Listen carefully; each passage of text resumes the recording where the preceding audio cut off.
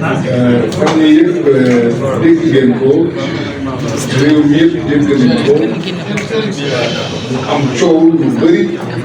ci bor bi nga xam ne dañ ne Macky Sall daf koo lëpp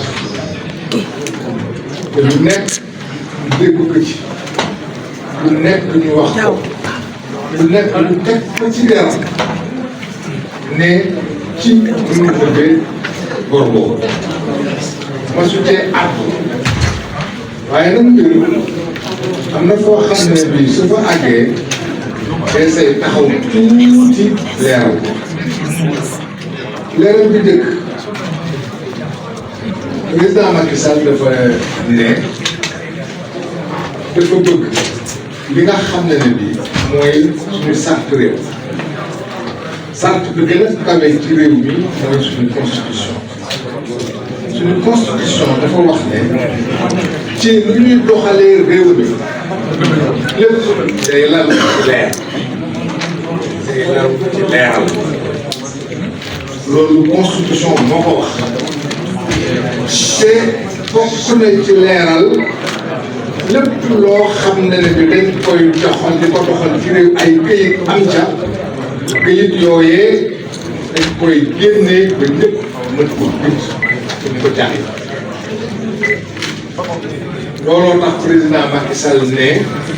puisque dañ koy tiiñal bëgg na këyit yi koy tiiñal këyit yooyu ñu war ko mu gis ko moo gën ñu nëbb te di wax ju bëri muy wax ne su dee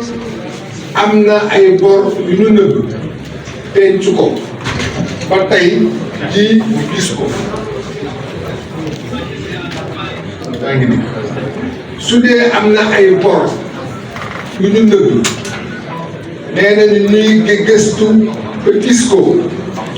ñooñu wax ne gis nañu bor yi xanaa jaadu na ñu ne bor bi ñu gis bi lan la fan lañ ko gisee naka la ñu def ba gis ko nu mu toll fan lañ ko nëbboon naka lañ ko nëbbee ak naka lañ ko gisee coow li amul benn sénégalais bu mën a taxaw tey ne wax nañ ko bor bi lan la wax nañ ko bor bi fu ñu ko feeñalee naka lañ ko feeñalee ak kan moo ko nëbboon ba tey ji amul président Macky Sall di wax ne kon day jël ay avocat yooyu ci sartu réew mi ci yoonu réew mi ci doxalin bu sell bu àndul ak coow nag doxalinu avocat la ñuy laaj gouvernement mu wax mu joxe ñu këyit yi looloo tax ñu jël ay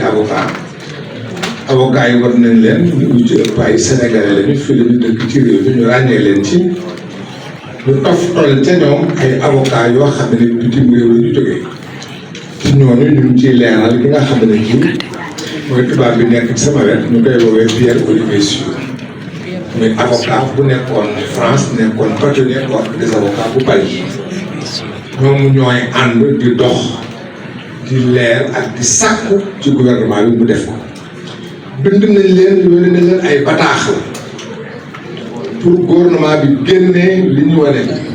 ba tey tontu wuñu ci bind nañ leen benn yoon bind nañ leen ñaari yoon tontu wuñu ñu yaakaar ne jarul ñu leen di bind ñetti yoon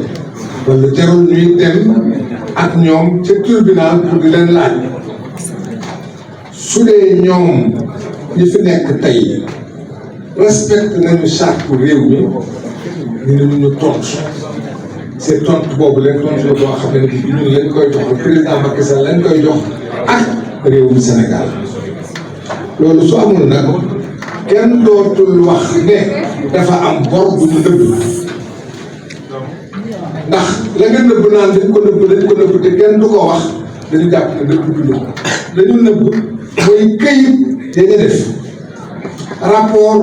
cour d'inspection des finances ndax nee nañu ca njëlbeen lépp foofu la jógee ci rapport inspection des finances ba tey jii amul kenn ku ne teg na loxoom ci rapport inspection des finances yéenay taskati xibaar yi yéenay tas xibaar yi yoon moo leen ko jox amul kenn ci yéen ku mën a taxaw de gis na rapport inspection des finances kon lu bor bu ñu nëbb rapport boobu dañ ko nëbb ñuy wax ne beneen rapport bi ñu nëbb mooy rapport pré-rapport Cour des comptes mooy rapport bi jiitu ba nga xam ne bii dëggalaguñu ko ndax Cour des comptes balaa laataa mooy génnee ak bataaxal day bind bataaxalu négandiku boobu mooy pré-rapport ba tey ji amul kenn ci yéen ku mën a taxaw ne gis na ko rapport boobu dañ ko nëbb kon du bor la ñu nëbb rapport la ñu nëbb ba loolu wéyee dañu ñëw ñu ne dañu am rapport Mazars ñu leen di laaj ñaar rapport Mazars boobu naka lañ ko jëlee moom société bi ñuy wax Mazars pour mu ñëw saytu suñuy koppar ndax nag gouvernement yoon dafa am lu ñuy wax appel d'offre doo toog ba mu neex la rek nga tànn nit nekk yow laay digaaleel da nga naan damaa bëgg ana ñi mën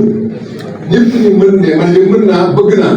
ñu tànn ci ñoom kenn ci ñoom ne ko yaa koy def ci tànneef du leer nañ dañuy bañ indi par parloo loolu jiitu moo tax ñuy laaj naka lañ ko tànnee ñaareel ba ñuy laaj ci rapport Mazars ana rapport ba ndax nag rapport boobu leen suñu koppar la du rapportu kopparu Massamba du rapportu kopparu Mademba rapportu kopparu Sénégal la kopparu Sénégal mooy xale bi judd tey judd léegi xale bi juddoogul nar a judd ak mag ñi fi nekk ni ki fi gën a mag ñoo bokk alal boobu leen góor moomu ko jigéen moomu ko mag moomu ko ndaw moomu ko koppar ba suñu alal la ñu lépp soo jëlee nag ab nit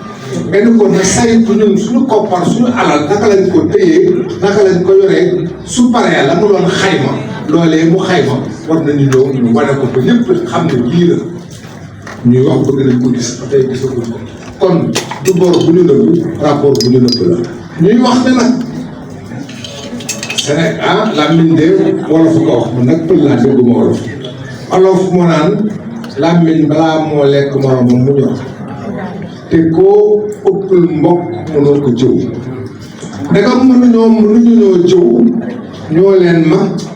ñoo leen jiitu ci réew mi ñu leen jëkk xam réew mi kon lu ñu def nañu koy dégg nañu ne dañ ko dégg na dégg nañu ne que rapport boobu du ñëpp ñoo ko signé suñ ko déggee nag dañuy ñaaw njort ku ñaaw njort ku sa xel tey nga def ñaaw nañu njort ne rapport Mazars boobu léegi ñi ko waroon a signé yëpp signé wuñu ko parce que ñaaw nañu njort dañu leer dañu gindi dañu ko jox rek kat yomb na werante xuuxaan mu ñuy wax tekki tubéy jàngoro fekk kon dañ leen di wax ñoom ñu indi ko li ci des fa la ñuy daanelee dañuy wax luy bor man de dama bor kenn mënu ko def waaye koo koy def borom boutique bi de soo ko yorelee bor nga nëbbu kaas nga bañ ko nëbbu si weer bi dina la fay koo amel bor koo kee nga amel bor su fay jotee dina la fay kon bor du ñàkk mën nañ ko nëbbu waaye bor mooy la nga xam ne bi ay obligation la maanaam gouvernement indi ay këyit génne këyit yi ne këyit yi bu ci nekk dama koy jaay kenn ku ci nekk na nga jënd soo ko jëndee nga jox ma xaalis dinaa la fay su jamono jotee loolu bor la bor bokk na ci comme ni ngay waxee ngay yore xaalis nga dem ba ci diggu weer wi le 25 xaalis amatul nga dem banque ne dama bëgg ngeen am lu ngeen ma jox tuuti ma am lu may liggéey su weer deewee suñ ma fayee ngeen jël li ngeen may fay ñu ko waxee avance de caisse loolu it bor la bor bokk na ci bor bi nga xam ne bi gouvernement ci boppam mooy dem lépp xaalis pour tabax lépp xaalis pour tabax terre gis nañ ko kooku gouvernement moo dem lépp xaalis pour tabax terre gouvernement moo lépp xaalis pour tabax BRT gouvernement moo lépp xaalis pour tabax ay pont kooku wala defar ay tali wala defar ay hôpital kooku boru nguur gi la bor boobu xam na ko am na bor boo xam ne bi du boru nguur gi lu mel ni société yi nga xam ne bi Sénégal moo ko moom Sénélec Sénégal moo ko moom ñoo ko bokk Air Sénégal ñoo ko bokk boru Air Sénégal nga xam Air Sénégal moo ko leb ñu lebal ko ñaar moo ci mën a am bor bi nga xam ne bi ba koy Air Sénégal di leb Sénégal moo ko garanti kooku bor la bor ba nga xam ne bi Sénégal garanti ko waaye boru Air Sénégal loolu lii bor la am na ay jamono mën nañ ko bokk ci mën nañ ko boole wala mën nañ ko bañ a boole ci booru nguur gi fii léegi Sénélec ñu ngi fay jàpp naa ne war nañ ko ci mën a bokk mën nañ ko ci bañ a boole waaye soo ko ci boole yi dina yokk suñu bor am na bor boo xam ne bi maanaam collectivité publique yi ñoo ko yore état ñoo garantir ko loolu mooy bor yi bëgg nañu nag ñoom ñu ne ay bor nëbb nañ ko loolu bor yooyu yëpp ñu leeroo ko bi nga xam ne bi ñëpp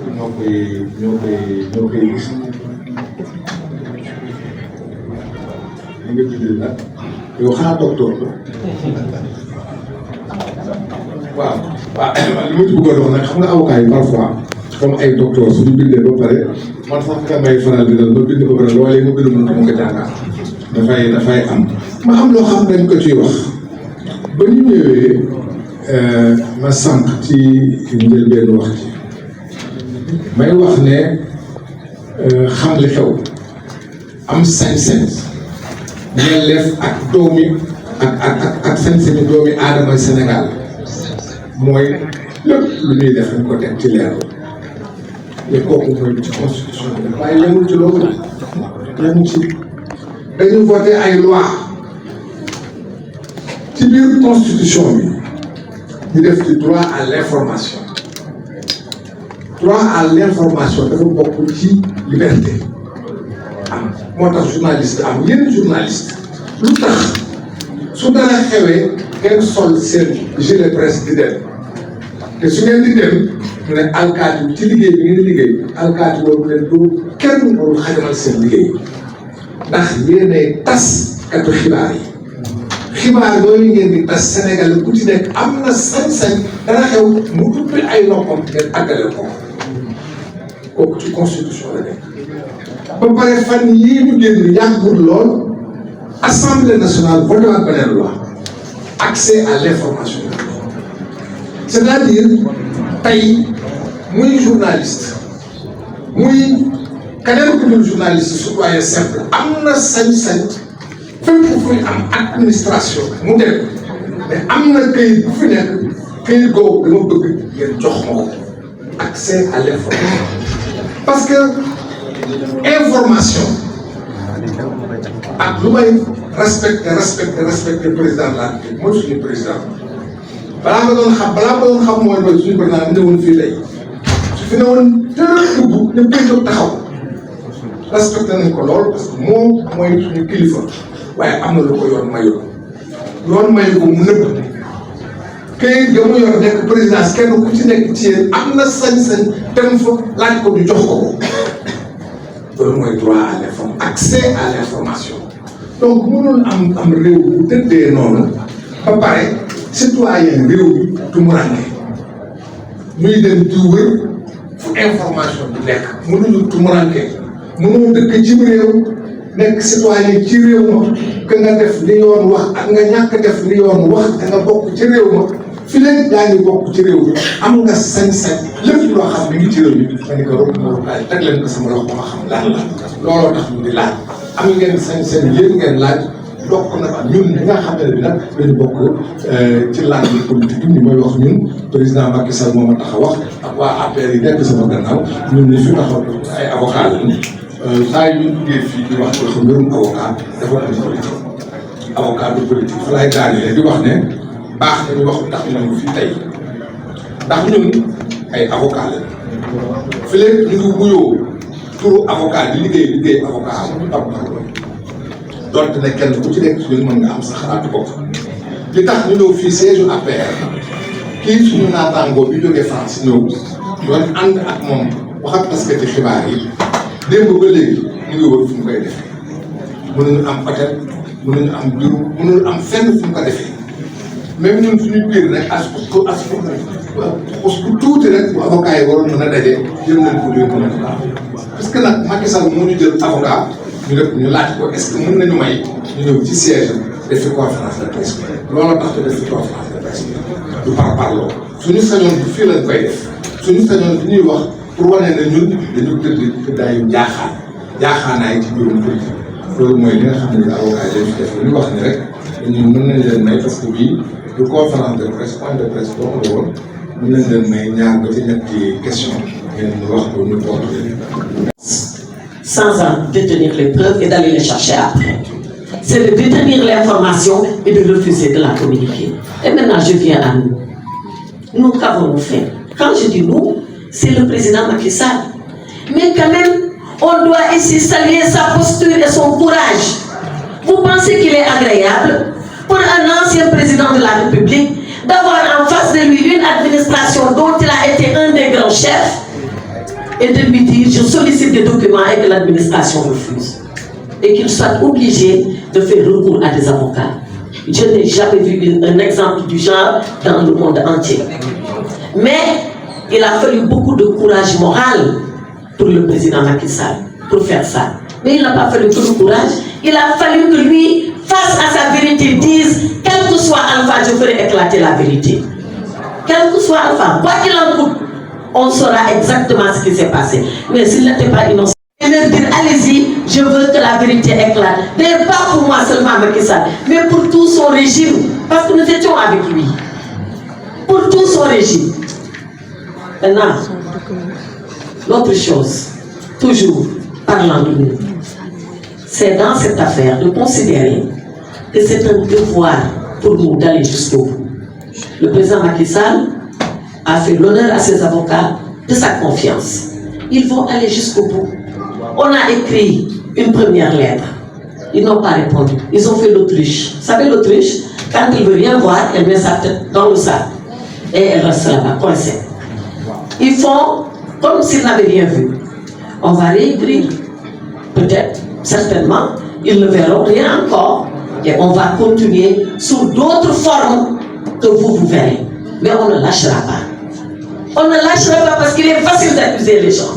On ne lâchera pas parce qu'il est facile, après avoir accusé les gens, d'aller chercher des preuves. On ne lâchera pas parce que nous sommes dans le vrai et nous considérons que nous sommes dans le vrai. La preuve, rappelez-vous, quand le FMI est arrivé ici, et je viens à la dette, ils ont voulu que le FMI nous serve d'arbitre. Jusqu'à présent, c'est à ça qu'ils veulent arriver. Il faut que le FMI dise qu'il y a dette cachée. Ou le FMI a dit qu'il y a dette cachée. Il y a dette cachée. Oui, Kristalina Georgieva, il y a quelques jours à Washington, et j'y étais, dans les couloirs de FMI et de Banque mondiale, le Sénégal est sur toutes les langues. Bon, ça et je pense que méritez-vous l'or. Méritez-vous l'or de Sénégal, Sénégal, Sénégal, Sénégal. Dette cachée, il faut que les gens musul am ci àddina ci Sénégal rek la amee. Mais loolu rek dafay metti sa xol. Ak koo xam ni te ñoom ñoo ñu ko doon tooñee. Il disait toujours, oui, meilleur élève du FMI et de la Banque mondiale, ce n'est pas une gloire. Parce que nous, entre le Sénégal, la Banque mondiale, le FMI, et même les filiales du FMI, AFC et tout ça, SFI en français, on n'a jamais eu de rupture. Jamais. Même dans les temps les plus difficiles, le Sénégal respectait ses engagements. Même quand ils disent dette cachée, on paye quand même la dette. Voilà, dette cachée, nous disons qu'on fait. On fait rien à faire. Dette cachée, on n'a jamais eu de rupture avec le FMI. Donc, Mme Kristalina Georgieva est arrivée pour faire un débrief, comme elle doit faire un débrief. C'est comme ça, dans les rencontres annuelles du FMI et de la Banque mondiale. Et un journaliste lui a posé la question. Peut-être qu'il peut poser ou non ça. Bon, doit faire parce que nous avons dit moi, je vais signer un programme avec le Sénégal. C'est le Sénégal, nous avons pour nous gagner. Donc, quand on lui a posé la question, elle a dit qu'elle salue les efforts des autorités sénégalaises quant à ce qu'ils font autour de cette affaire dite de dette cachée. Voilà ce qu'elle a répondu. Un expert FMI pour confirmer dette cachée. Il faut savoir lire, si on peut pas lire maintenant, ça c'est un autre débat. On sort de ce débat-là. Donc, cette histoire de dette cachée, nous avons dit que nous avons dit que nous avons donc, nous sommes vidés. Nous avons dit que nous avons dit Donc nous, ce qu'on veut, et je me résume, et là j'ai déjà été assez loin, je te remercie de ta générosité. Ce qu'on veut, c'est le mbir mi leer. Le mbir mi leer de ragal ñu ko dawuñu ko te nañ ko sànjaafu ba fu mu neexee ba fu mu neex nag mu yem parce que dañoo sonn Sénégal sax sonn nañu léegi da ngeen di gis benn maire mun la ah ay sax FMI kan lay ñëw ma ne yow da ngaa xam FMI mu ne ma ah mu xamul FMI donc ñu ne dëkk bi doxul ndax FMI tout le monde parle de FMI le FMI est devenu notre voisin il est devenu notre copain de classe il est devenu le gars à la mosquée avec qui on prie mais loolu ñoom ñoo fi indi man dama ne bu fekkoon ni sax am na lu ñu gis bu fekkoon ni sax am na ñun lu ñu def ñoom li leen waroon ci gouvernement bu tey bu responsable mooy ne ah lii de am na effet bi nañu waxtaan bu ñu waxtaanee ba pare bu wut solution soo ko génn nag di mel naan ma gisale fi def li wala moo fi def li wala moo fi def laa mais dara tel rek ñu ne dama na commencé yóbbu léegi nag det caché bi saf na si ñoom sàpp te safagul nag dina saf ba mu gën a saf lii en tout cas ñun bëgg mooy que ça soit clair que cette histoire de dette cachée là on la règle et qu'on se dise que Macky Sall n'a rien à voir avec une dette cachée, on ne la rembourse pas. Et maintenant, si on n'est pas d'accord sur la dette, mais c'est un débat qu'on peut engager. C'est un débat qu'on peut engager entre Sénégalais tranquillement parce que le n'est pas bon. En tout cas, ce sont ces trois choses-là que je voulais dire. Wax ko si ñoom li ñu def ba indi jéggi bi yëpp wax ko si ñun li ñu war a def bay jéggi bi yëpp ñu leeral ko ba mu leer nañ ba Sénégalais yi xam wax nag ci dette bi di expliquer ni amul benn dette cachée ay waxu politique la woon moo tax politique dafa am fu mu war a yem ak loo dem ak moom boo ñëwee ba bureau état da ngay taxaw nga xam ne léegi réew mii la du par politique maa ngi leen di sant leen